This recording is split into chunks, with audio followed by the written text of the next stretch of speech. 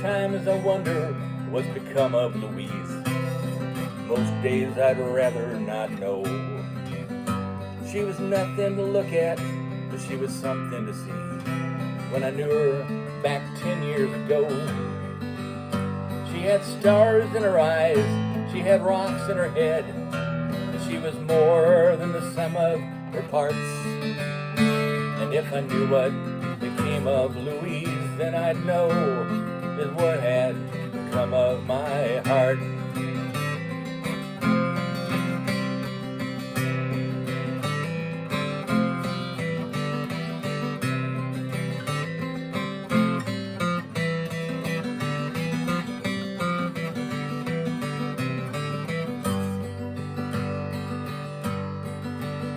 She used to dance in the tavern where I used to tend bar, back when I was on the outside and free.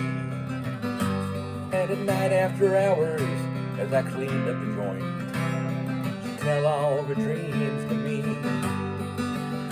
She talked of going to Vegas, trying her luck, dancing in some big time review.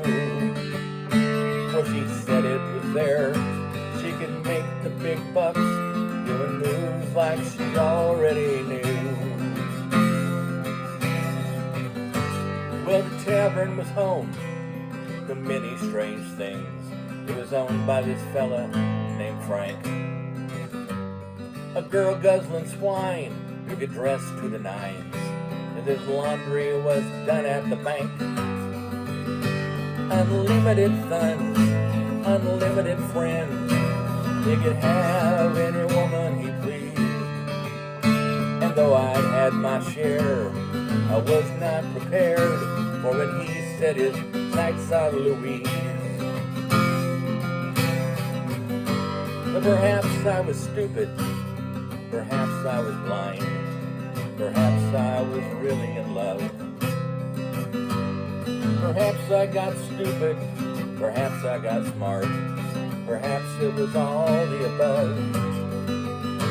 But the thought of Louise and his wretched embrace was a thought I couldn't shake from my head. And it soon became plain that I had much to gain if Frank were to say turn up dead. 'Cause there in his pocket he carried a wad that was more than I made in 6 months. And it seemed the solution to this problem, by God, but I knew I'd only have to fix once.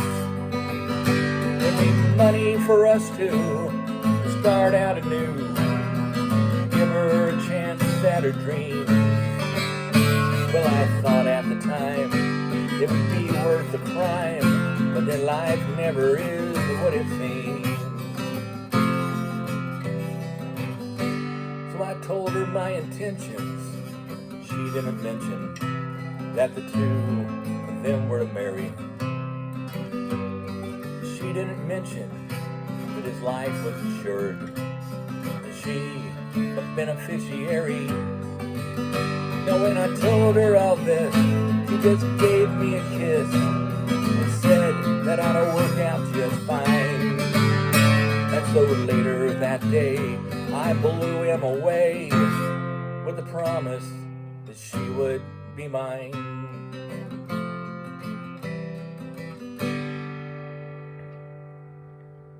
So sometimes I wonder what's become of Louise.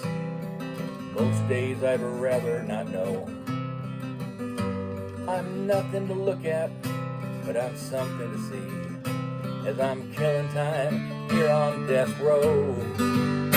I had stars in my eyes, I had rocks in my head, and my dreams were all doomed from the start. But if I knew what became of Louise, then I'd know just what had become of my heart.